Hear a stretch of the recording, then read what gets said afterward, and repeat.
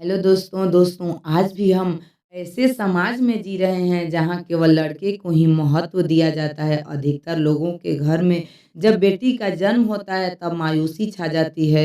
और ये कुछ नहीं बल्कि हम मनुष्यों की अज्ञानता है कि जो लड़की को बोझ समझते हैं। लेकिन आपको यह जानकर हैरानी होगी कि लड़की का जन्म हर किसी के घर में नहीं होता, बल्कि उसी के घर में होता है जो भाग्यशाली होते हैं और अपने पूर्व जन्म में पुण्य का काम किए होते हैं। तो दोस्तों आज हम इस वीडियो में यही बताने वाले हैं कि आखिर भगवान किसके घर में लड़की का जन्म देते हैं। दोस्तों, जब एक दिन भगवान श्री कृष्ण जी ने से अर्जुन पूछते हैं कि हे माधव, किन कर्मों के कारण किसी के घर में पुत्री धन की प्राप्ति होती है। तब भगवान श्री कृष्ण अर्जुन से कहते हैं कि हे पार्थ, अगर किसी के घर में बेटे भाग्य से होते हैं तो बेटियां सौभाग्य से, और जो भी स्त्री या पुरुष अपने पूर्व जन्म में पुण्य काम किए होते हैं उनके घर में ही बेटी का जन्म होता है। इतना ही नहीं, बेटियां के जन्म के लिए उन्हीं घरों को चुना जाता है जो बेटियों का भार सहन कर सके, क्योंकि तीनों लोकों में स्त्री अर्थात बेटियां ही ऐसी होती है जिसका भार कोई सहन नहीं कर सकता। वह बेटियां ही होती है जो इस सृष्टि को निरंतर चलाने के लिए अपना हर चीज न्यौछावर कर देती है।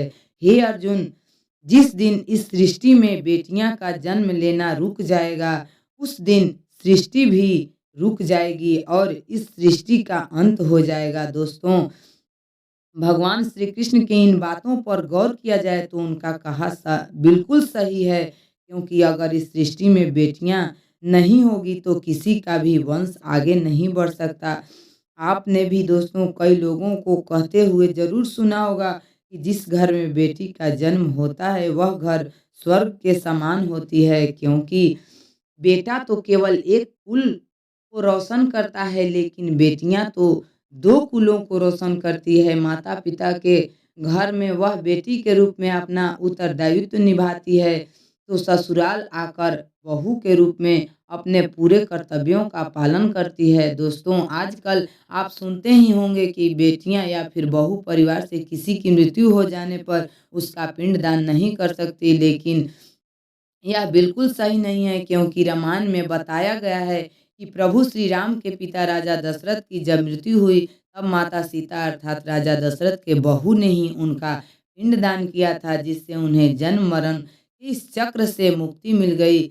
इतना ही नहीं, हिंदू धर्म शास्त्रों में बताया गया है कि बेटियां भी अपने पिता के नाम का पिंडदान कर सकती है। इसलिए दोस्तों, वह लोग बहुत किस्मत वाले होते हैं जिनके घर में एक बेटी का जन्म होता है।